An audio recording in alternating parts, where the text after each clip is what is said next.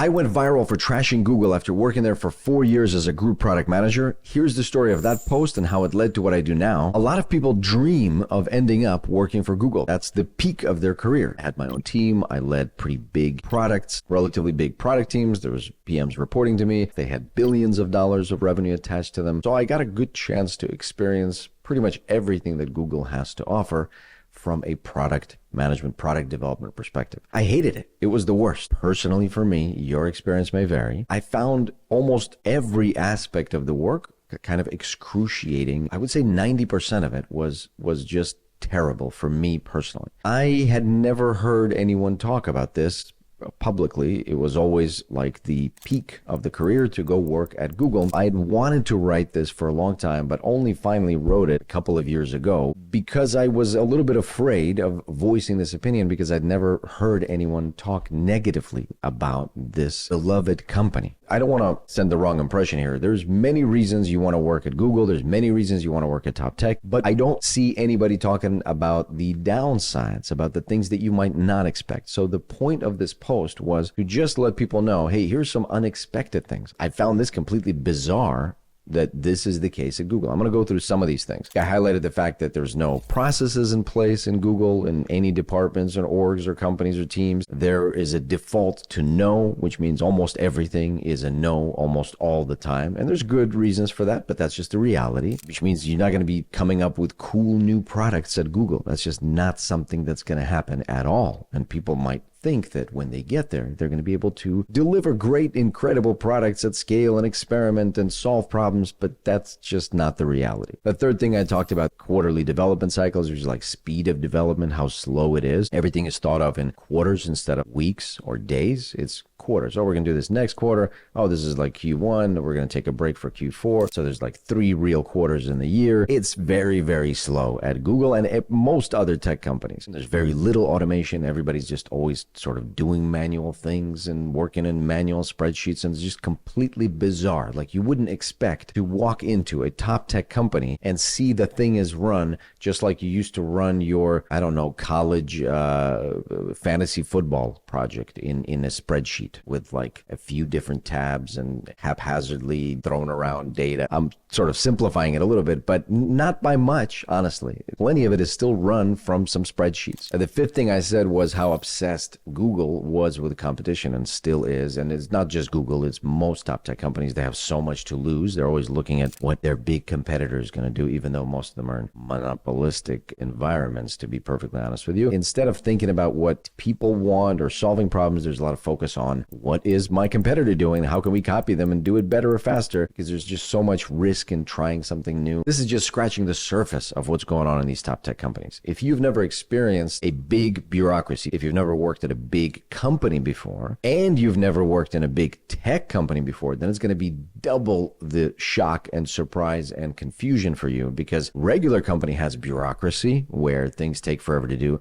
but a tech company has its own weird techno bureaucracy. You think that because you're trying to be data oriented and data driven, that you would somehow be able to be fast and nimble and make the right decisions, but for some reason you just never are, and the bureaucracy is almost like squared. It's like bureaucracy times bureaucracy. Hey, I'm giving myself a little PTSD after this, to be perfectly honest with you. So what surprised me most about how many people responded and how they responded is that they said, that's my experience exactly. I was not alone. But when I was wandering the halls over there in Google, the gilded halls, and having buffets and everything, and going from meeting room to meeting room, I never really heard anyone say anything like what I'm thinking. And maybe because we were all working there, so it's very difficult to say, because most of the time it's posts about how I reached my dream job at Google and post with you by the G sign or whatever. Nobody's really saying, hey, it's a disaster inside. It completely doesn't make any sense. It's completely slow.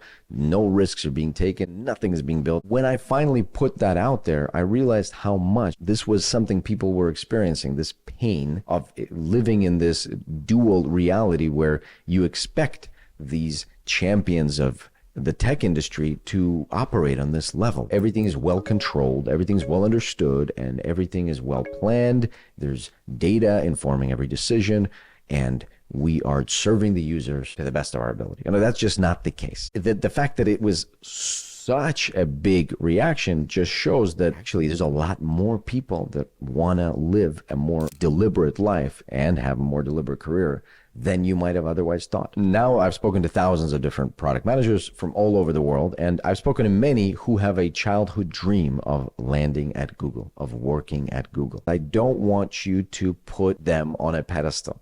Don't do that. If you love certain companies, that's terrific. I'm sure they've done awesome things. I love Google for the way that they've revolutionized search and YouTube primarily. There's a lot of stuff to love, but don't glamorize the work itself, because I think you're going to be very, very disappointed if you do that. Inside PCA, there's still a lot of people that come in and they have a target of going to Google or Meta or some other top tech company. Of course, I will help them get there, but along the way, I will make sure that they're going in there for the right reason and they understand exactly what they're going to get on the other side, which is that it's going to be slow. If you want to focus on your career, you have to do it purposefully. You have to do it deliberately. It won't happen on its own. Be prepared that systems won't exist, so you'll have to create these systems, and that you won't be able to build exciting things. That's the other thing. You're not going to be able to just go 0 to 1 for certain things. You're going to be mostly picking low-hanging fruit. Top tech is not for everybody. You should know what you're walking into. You should know the good, the bad, and the ugly. And then if you still want to go, it still makes sense for some reasons, I can support you and I can help you get there. After that post hit, I had thousands of comments and hundreds of people reaching out saying that, yes, I've hit the nail on the head. Can I help? So at this point, I've been doing coaching for 4 or 5 years, but mostly it's career coaching, interview coaching, thinking about your next step, maybe looking for your next job. And that's when really this post is when I realized that there are a lot of proactive, experienced product managers out there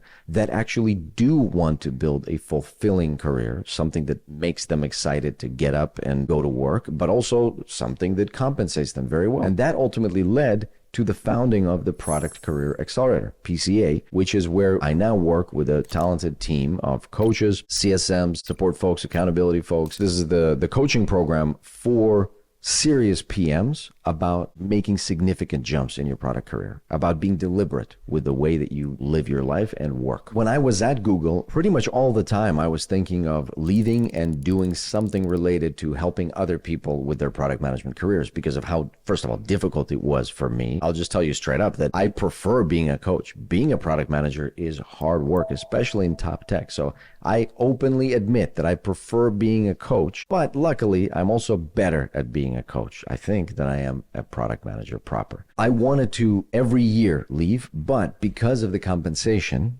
and because of, I don't know, pride or something like that, I didn't make the jump, and it took forever until I was finally able to do it. You actually don't know how many other people that think just like you there are, and luckily right now is the best time in the history of humanity for you to connect with other like-minded people. And the second thing I would say, the big important thing, at least for me, is this trust in yourself bit. I've written in journaling prompts over the years at Google of how much I hated that work and how much I looked forward to actually building something meaningful. And now I am building something meaningful, and we're impacting hundreds of other PMs and helping them really build these meaningful, impactful careers. It's a ton more rewarding for me personally, and I knew it back then, but it took me forever to make the jump. For wherever you are in your journey or your career, these are just some things that help me. If you have any questions for me, please let me know in the comments. Otherwise, thanks very much for watching. I'll see you next time.